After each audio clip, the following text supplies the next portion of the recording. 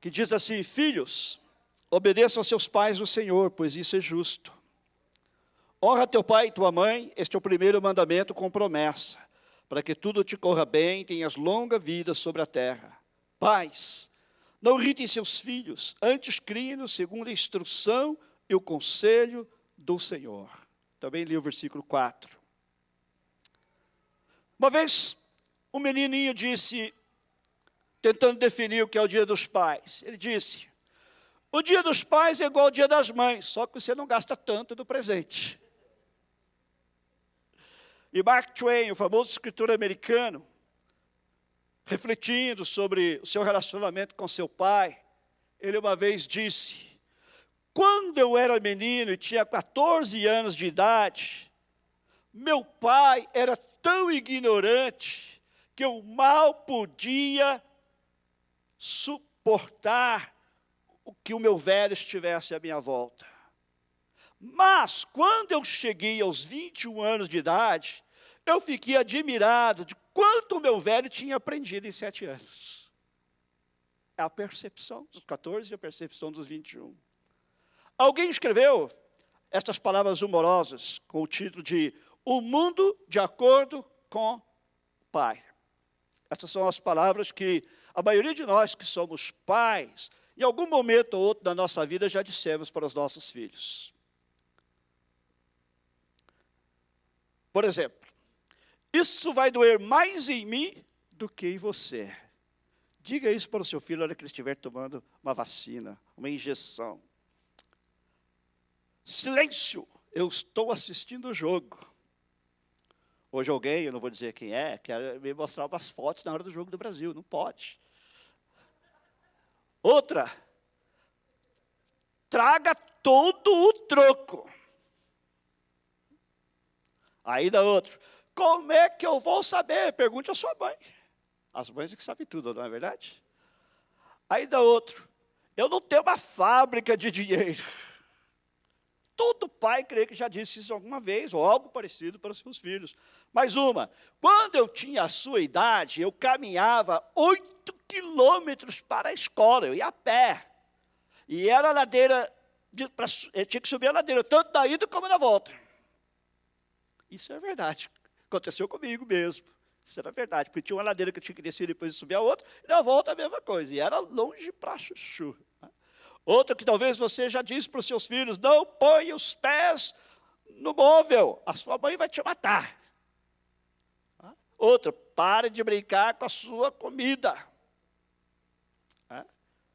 Silêncio, você não consegue ver que eu estou tentando pensar? Por quê? Porque eu disse que sim. Acabou. Não é, Clean? Eu disse que sim, sou seu pai.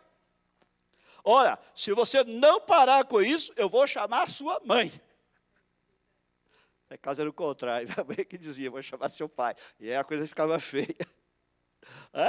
Mas o melhor é você pegar esse lixo aí e tirar daqui antes que a sua mãe chegue. E essa aqui acho que é a preferida dos pais. Espera só você ter seus próprios filhos para você ver como é que é.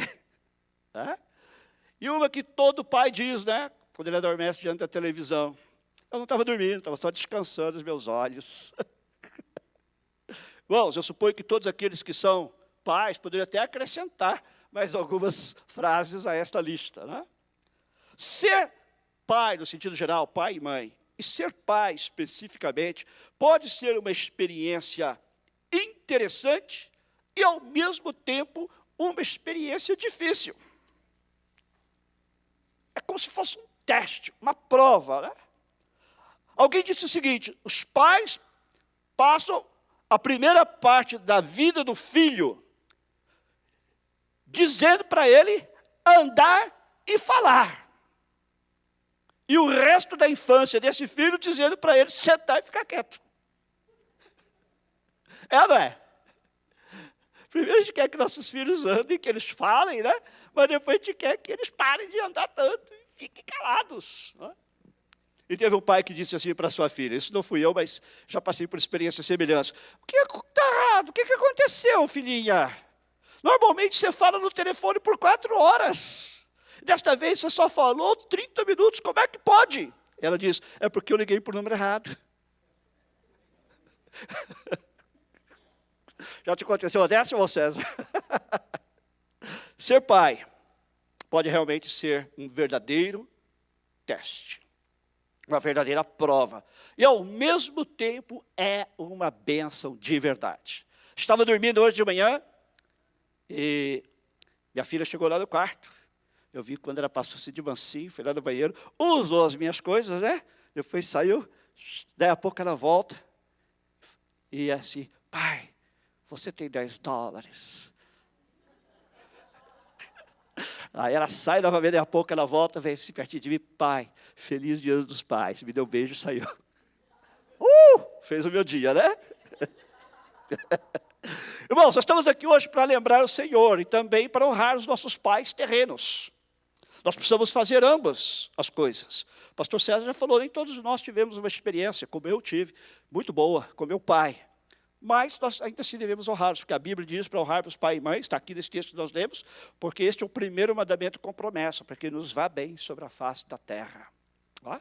Então eu quero que nesta noite nós pensemos em algumas das coisas pelas quais nós devemos dizer, obrigado, Pai. Normalmente nas pregações, no dia dos pais e também no dia das mães, as pregações são mais exortativas. Seja assim, faça isso, faça aquilo outro. Mas hoje eu quero lembrar a gente de agradecer. Ok? Primeiro, agradecer pela provisão material. Obrigado pela provisão material. 1 Timóteo 5,8 diz assim, se alguém não cuida dos da sua casa, especialmente dos da sua própria família, negou a fé e é pior do que o incrédulo. Isso é poderoso, não é?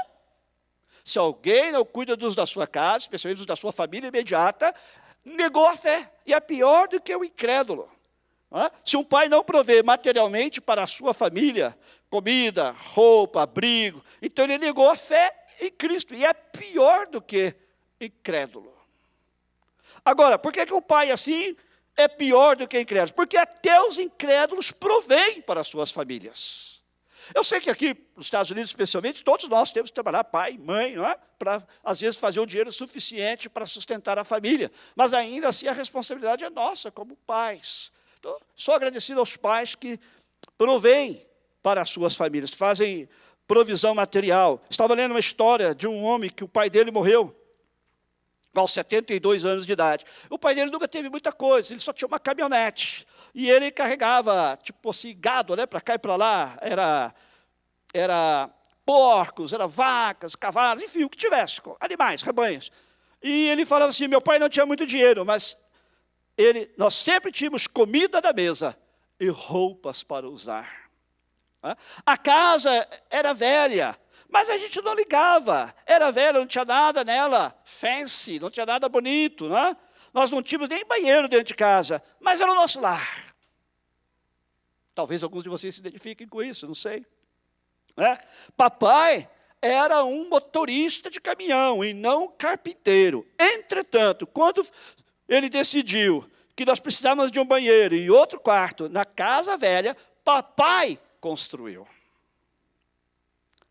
Não era perfeito, mas servia o propósito. Isso aqui me faz lembrar muito do meu pai. Meu pai sempre foi o homem das 7 profissões, fazia de tudo. E quando ele não fazia, que ele precisava contratar alguém, ele sabia como a pessoa deveria fazer. Eu sou muito grato a Deus pela vida do meu pai. E ele diz assim, o rapaz, você acha que meu pai proveu para mim? Com certeza. Eu honestamente não me lembro de não ter tido nada. Eles não tinham uma vida rica, mas eles tinham uma vida em que ele percebia que o seu pai dava o melhor de si. E o seu pai? Você que está aqui nesta noite.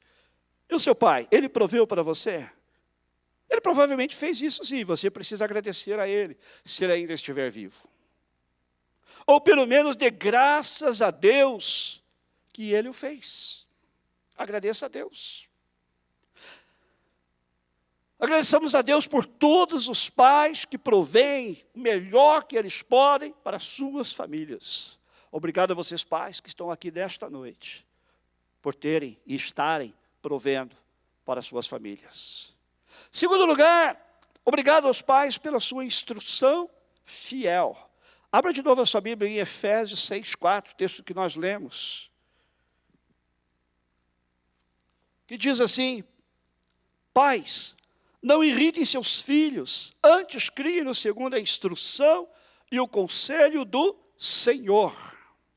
Outra tradução em inglês diz assim: pais, não sejam duros com seus filhos. Criem-nos apropriadamente, ensine-nos e instrua-nos acerca do Senhor.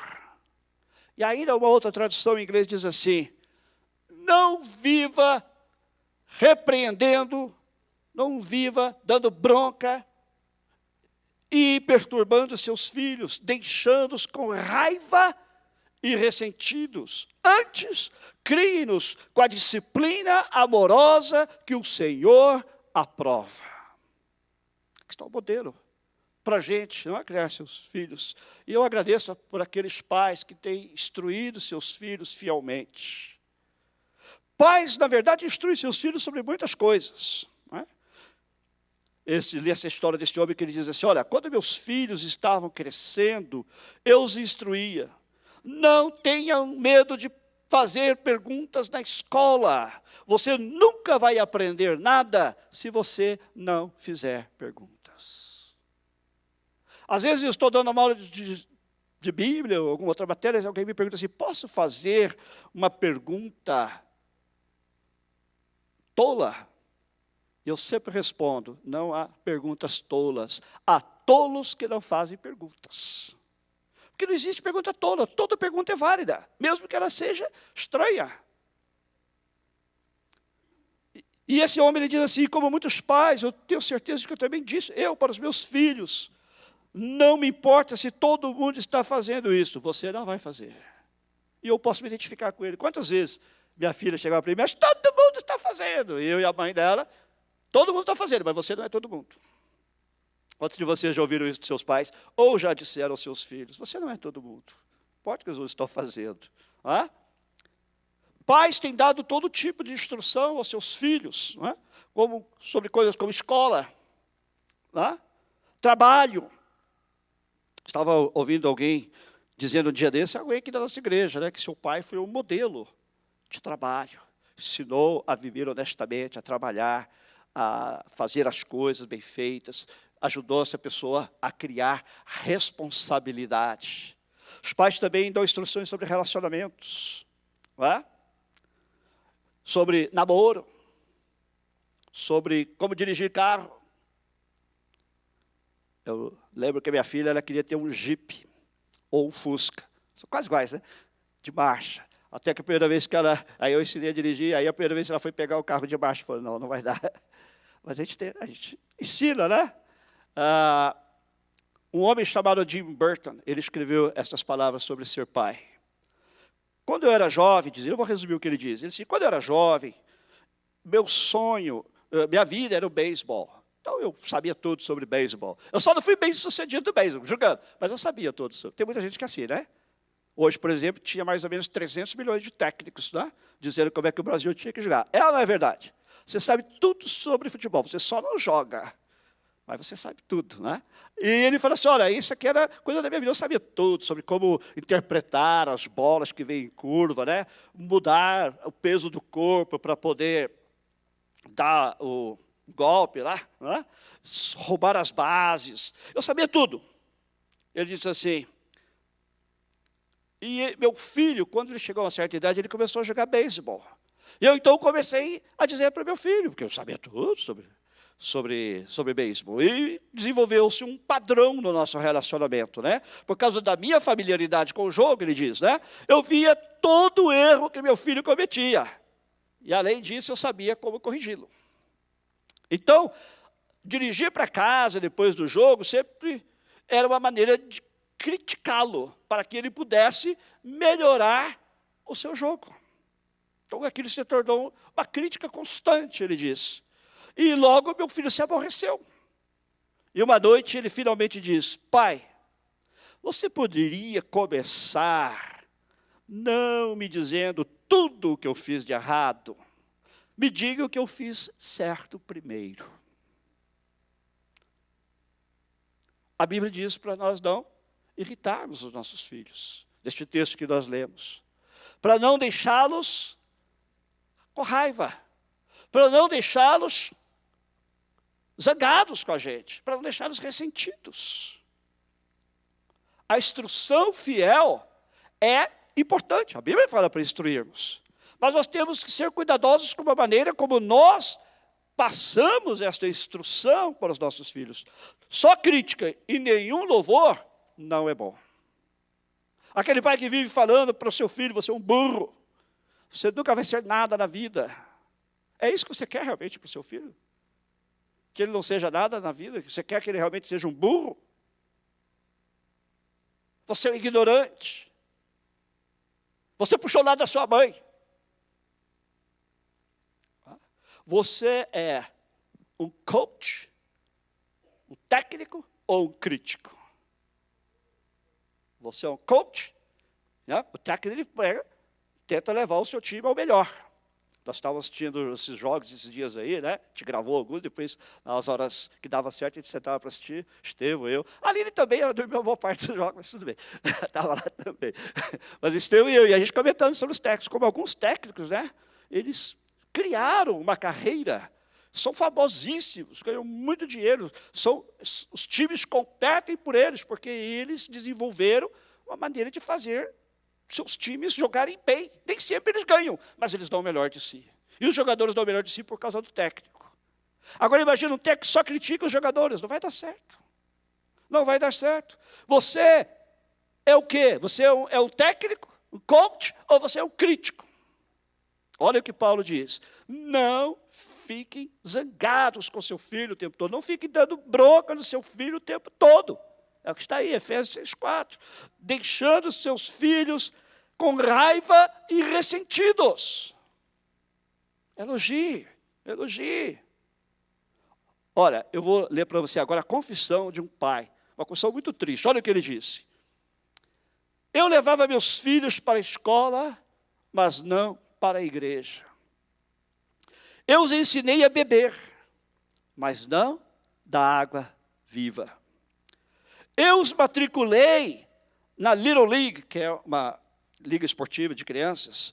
Eu os matriculei na Little League, mas não na escola dominical. Eu mostrei a eles como pescar, mas não a como ser pescadores de homens. Eu fiz do dia do Senhor, o domingo, um feriado, um dia de descanso, ao invés de fazer dele um dia santo. Ele está falando em inglês, holiday e holiday. Há uma grande diferença entre o holiday e o holiday. Tem muitos crentes hoje que são assim, né? Eles preferem estar com seus filhos na praia, em vez de estar no culto, na casa de Deus. Eles preferem estar passeando. Eu sei, quando é férias, a gente entende, mas muita gente dá mais importância a essas coisas. E ele está se lamentando aqui do que ele fez com seus filhos. Aí ele diz assim, eu ensinei a eles que a igreja estava cheia de hipócritas. E eu fiz deles e de mim mesmo os maiores hipócritas. Eu dei a eles uma TV a cores, mas não dei a Bíblia. Eu lhes dei as chaves para o carro, mas eu não dei a eles as chaves do reino de Deus. Eu ensinei a eles como ganhar a vida, mas eu falhei em trazê-los a Cristo, o único que pode dar a vida. Irmãos, irmãs, a gente precisa pensar. A gente precisa pensar o que é que nós estamos fazendo com os nossos filhos. O que é que nós estamos ensinando a eles. Este homem ensinou tudo de bom para os seus filhos, menos o mais importante. Tudo que ele ensinou foi bom. Mas ele deixou de ensinar o mais importante. Agora ele está se lamentando. Isso é uma coisa real. Ele olhou para trás e depois ele disse, tá, esse foi o que eu colhi. Eu já contei para vocês aqui várias vezes de uma irmã me disse uma vez, ela estava aqui nos visitando, e ela falou, quando a minha filha chegou na adolescência, eu deixei ela fazer a decisão que ela queria fazer da vida dela. Se ela não queria mais ir na igreja, tal, tudo bem, podia ficar em casa, fazer o que quiser. Hoje eu olho para trás e como eu me arrependo e choro, ela me falou. Porque eu deixei minha filha ir muito facilmente, e muito jovem. Não deixe seus filhos irem. Lá em casa tinha uma regra, enquanto estiver vivendo debaixo desse telhado, vai servir a Deus. Tinha que sair, é sua decisão. Mas graças a Deus que a minha filha hoje serve ao Senhor. Amém? Sou muito agradecido a Deus pela minha filha, porque ela fez uma decisão por Cristo. Ainda é pequenininha, e até hoje ela continua servindo a Deus. Agora nós precisamos agradecer. Você precisa agradecer a seu pai pela instrução fiel que ele deu a você na vida. Talvez seu pai não foi um cristão, ou não é um cristão, mas ele com certeza lhe ensinou coisas boas. Seja agradecido. Agradecer ele por todos os bons conselhos. E especialmente se a instrução que ele lhe deu incluiu o Senhor. Porque esta é a mais importante de todas. É a única que vai perdurar pela eternidade. Pastor César falou sobre isso aqui no final do louvor. Não é? Nossos pais, eles não vão ficar com a gente para sempre. Mas o nosso Pai Celestial, sim. Mas se nós conhecemos o Pai Celestial, nós vamos viver com Ele para sempre. E se você que é pai conhece o Senhor, leve seus filhos também a conhecer o Senhor. Então nós já falamos, obrigado pela provisão material. E obrigado pela instrução fiel. Para terminar, eu quero dizer, obrigado pelo exemplo piedoso. Nós, em português, usamos a palavra piedade em dois sentidos. Um é dó, né? Ah, fiquei com a piedade do fulano, fiquei com uma dó, com uma compaixão, misericórdia da pessoa. Mas o outro sentido, que é o sentido bíblico, a palavra piedoso significa aquele que é consagrado a Deus, aquele que vive uma vida para Deus, é aquele que vive uma vida com Deus. Inclusive, a palavra em inglês é godly. A godly man, a godly person, né? Um homem de Deus, uma mulher, uma pessoa de Deus. Essa é a palavra para piedoso. E é desse sentido. E o que eu quero dizer por ser exemplo, obrigado por ser exemplo piedoso, é um exemplo piedoso de vida.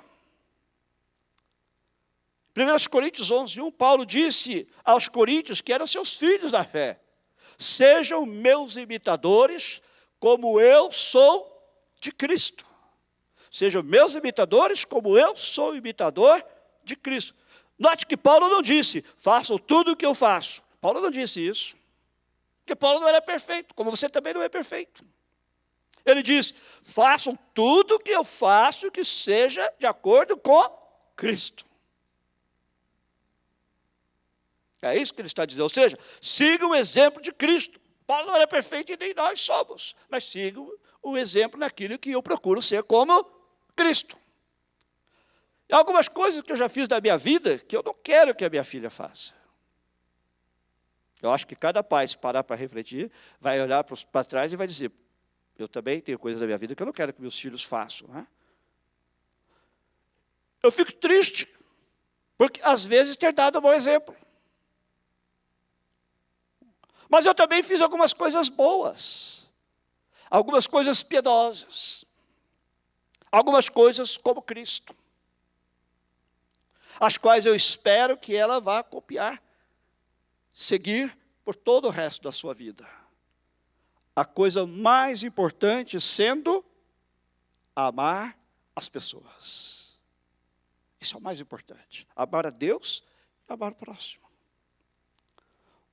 O homem disse que quando ele era adolescente, seu pai entrava no quarto dele e dizia, come on, kid, let's go, vamos lá.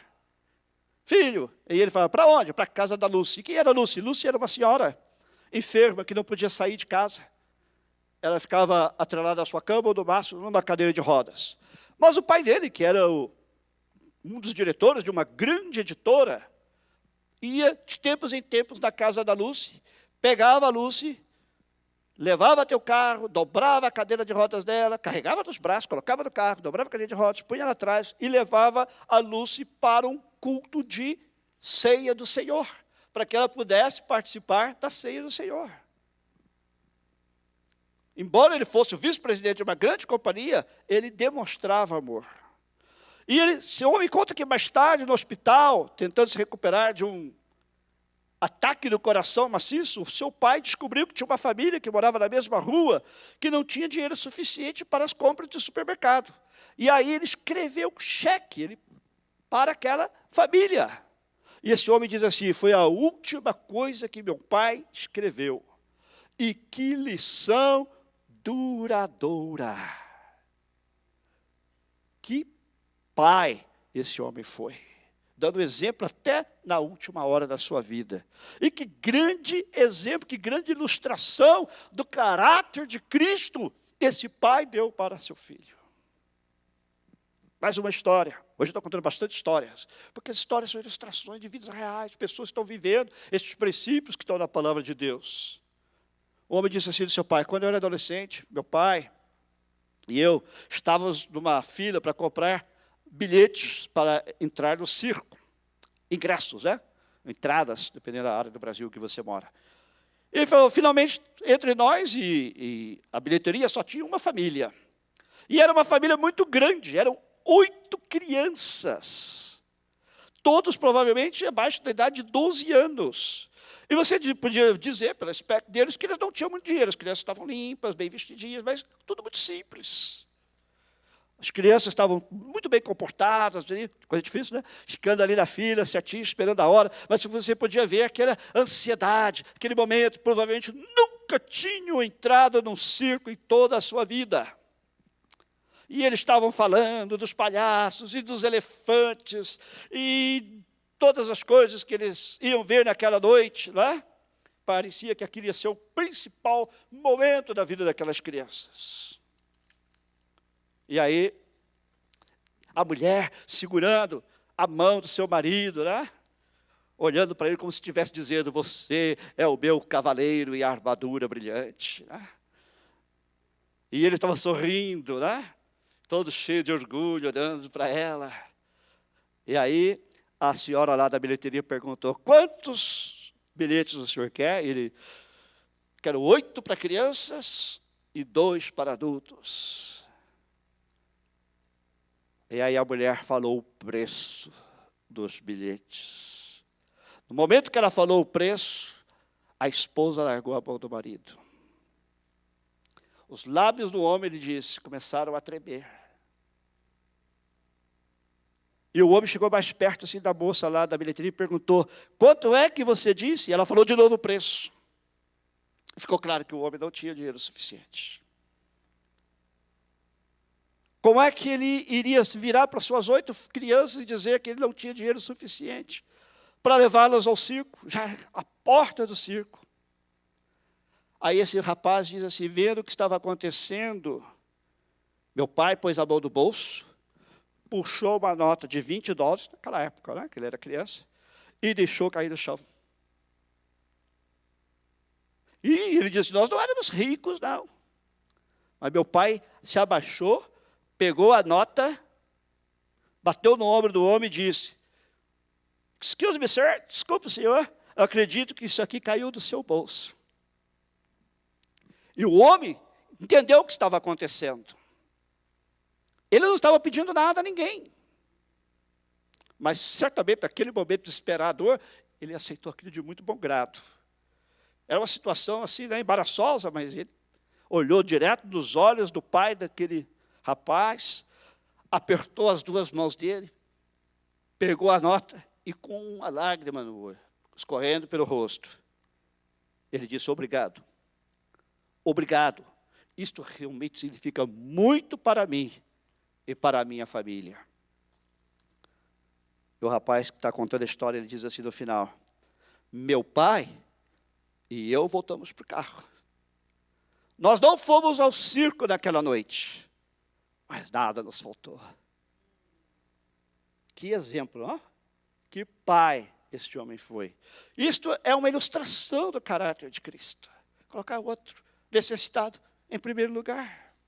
Graças a Deus por todos os pais que têm sido piedosos, que têm sido exemplos, ilustrações do que é ser como Cristo, para seguir. Eu quero concluir com este poema. Eu não sei quem escreveu. Uma carta para papai. Ela foi escrita originalmente em inglês. Em inglês ela tem rimas, em português não. Há muitas coisas que eu gostaria de te dizer face a face. Ou me faltam as palavras, ou me falta encontrar o tempo e o lugar. Mas nesta carta especial, papai, você vai encontrar, pelo menos em parte, os sentimentos que com os anos que se passam têm ficado no meu coração. As lembranças dos dias da infância e tudo o que você fez para tornar o nosso lar um lugar feliz e crescer tão divertido. Eu ainda me lembro das caminhadas que nós dávamos, os jogos que frequentemente jogávamos, aqueles papos confidenciais que tínhamos enquanto descansávamos à sombra. Esta carta vem para te agradecer e por palavras necessárias de louvor, de elogio, o conselho e a direção também, que moldaram meus dias de adulto. Nenhuma palavra minha pode te dizer, papai, as coisas que eu realmente sinto. Mas você precisa saber do meu amor por você, que ele é duradouro, caloroso e real. Você tornou meu mundo um lugar melhor. E pelos anos que virão, eu guardarei estas lembranças de você como souvenirs muito apreciados. Incline sua cabeça, feche seus olhos. Como eu disse, nós todos devemos ser agradecidos a Deus por nosso Pai. Talvez você não tenha uma experiência muito boa com seu pai, mas não importa.